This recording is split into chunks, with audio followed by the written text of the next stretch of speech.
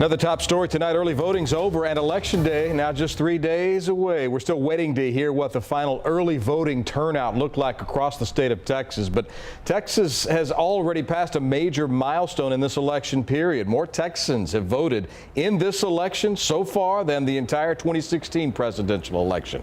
The Secretary of State's website says that as of yesterday, more than 9 million Texans had cast their ballots in this election.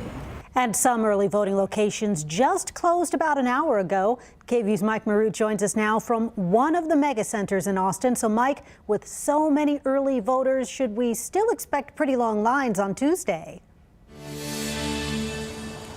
Well, Quita, it really depends on who you ask. Some of the county elections officials that I talked to today are expecting some lines on Tuesday, but not nearly as much as what they saw in previous elections. But when I talked to the Travis County clerk today, she said there are no signs of stopping the numbers of voters that they've already seen.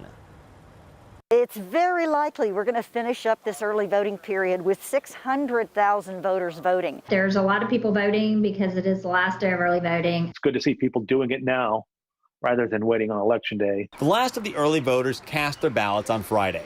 Travis County clerk estimates in a normal general election, there may be 3 or 4 early voters for every Election Day voter.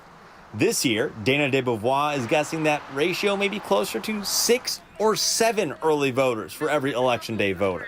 Even with record turnout, expect some Election Day wait times. It's very likely we'll see 100,000 people show up to vote on Election Day. It's hard to believe that it would be busy, but we still do have a number of people out there that are registered that haven't voted. And while the early voting period was great for voter turnout, it was not without hiccups. For the entire month, we went back and forth on whether or not people could hand in their mail-in ballots at multiple locations in Travis County. By all means, now is the time to take advantage of hand-deliver, drive-through at the county clerk's office on Airport Boulevard. DeBevois said Friday it is too late for any mail-in ballot voters to submit their ballot through the mail.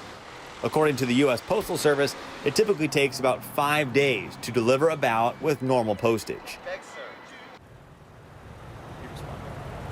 Now, the Postal Service did announce today they will have a place for people to actually turn in their mail-in ballots at the Austin General Mail Facility on Cross Park Drive on Election Day. Now, the Postal Service will be postmarking those ballots with the date of the election, which is great, but then they're going to be sorting those ballots. And the Travis County clerk told me today, keep in mind, any ballots that go through the Postal Service need to be turned in on Wednesday in order to count for the election. Reporting live here in North Austin, Mike Marute, KVUE News.